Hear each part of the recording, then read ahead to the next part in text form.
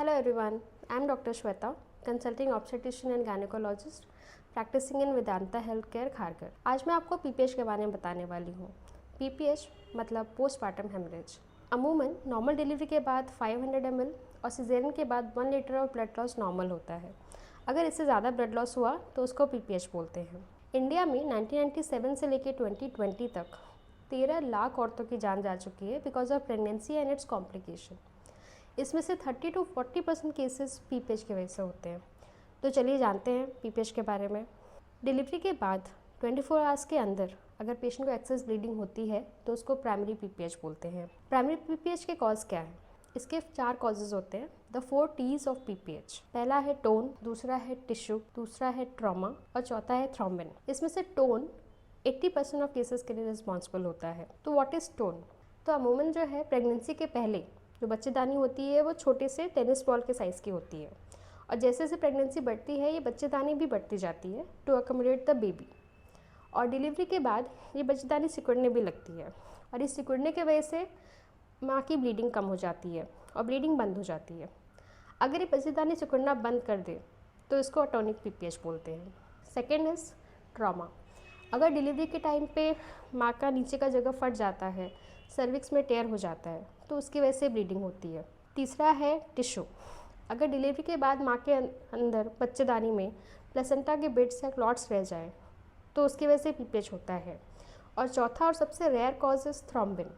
अगर माँ को कोई ऐसी बीमारी है जिसकी वजह से माँ का ब्लड क्लॉट होने में प्रॉब्लम हो रहा है तो उसको हम कोएगुलोपैथी बोलते हैं, जिसकी वजह से पीपीएच हो सकता है। तो आप पीपीएच जान चुके हैं और इसके कॉजेज़ जान चुके हैं। अब हम देखते हैं कि उसका ट्रीटमेंट कैसे कर सकते हैं। ये मैं आपको 2 तरीके से बताऊंगी।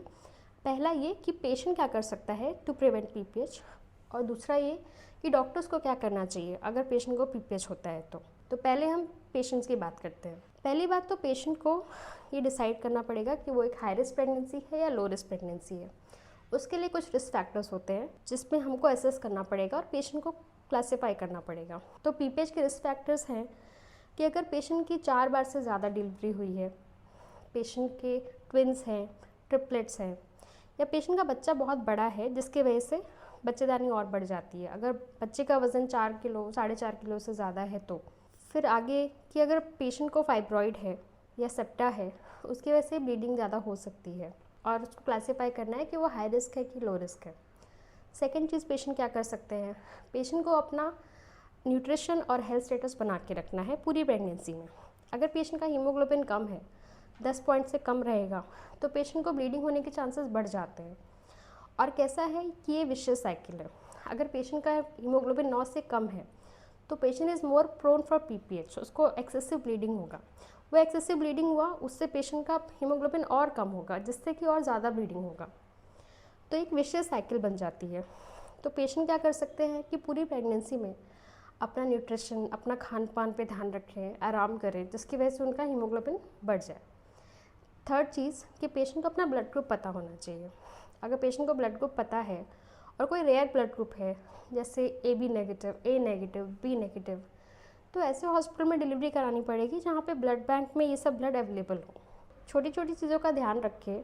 हम ये डिसाइड कर सकते हैं कि माँ को एक बड़े हॉस्पिटल डिलीवरी की ज़रूरत है कि छोटे हॉस्पिटल में भी हो सकता है और हम प्रिपेयर रह सकते हैं पीपीएच के लिए। फिर आते हैं डॉक्टर्स पे। अब डॉक्टर्स को क्या करना चाहिए अगर पीपीएच हो गया तो आपको, अगर आपके सिस्टर्स या नर्सेज इन्फॉर्म करते हैं कि पेशेंट को ब्लीडिंग हो रहा है डिलीवरी के बाद में, तो आपको तुरंत अपना पीपीएच प्रोटोकॉल एक्टिवेट करना है। अब पीपीएच प्रोटोकॉल क्या होता है?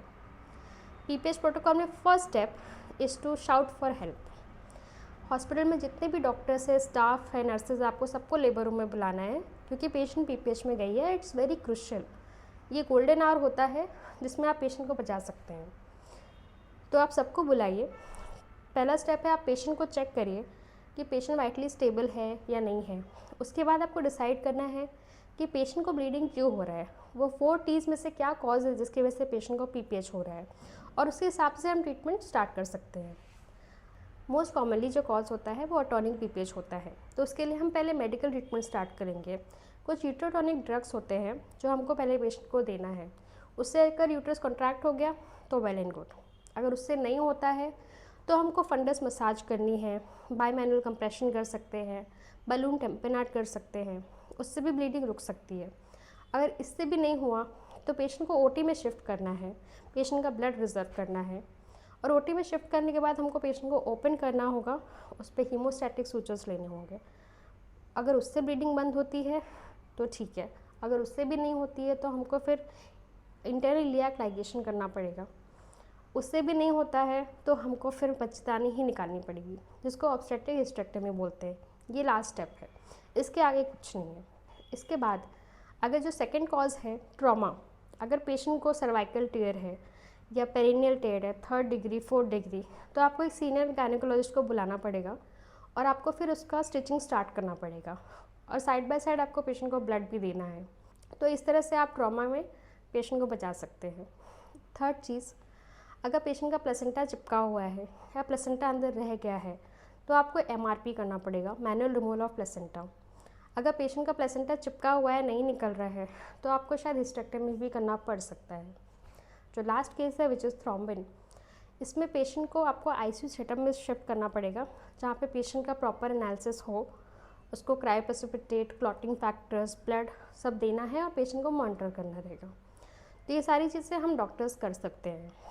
तो ये वीडियो देख के आई होप आप सबको रियलाइज़ हुआ होगा कि PPH कितनी सीरियस बात है और ये कितना जानलेवा है, और थोड़ी सी सूझबूझ से ये प्रिवेंट हो सकता है। अगर आपको ये वीडियो इन्फॉर्मेटिव लगी है तो अपने फ्रेंड सर्कल में, कलीग्स में, रिलेटिव्स में ये वीडियो ज़रूर शेयर करें, ताकि और ज़्यादा से ज़्यादा औरतों को अवेयरनेस हो PPH के बारे में। लैक ऑफ अवेयरनेस की वजह से किसी पेशेंट की जान ना जाए। If you like this video, kindly give it a thumbs up and please subscribe to my channel and share this video. Thank you so much.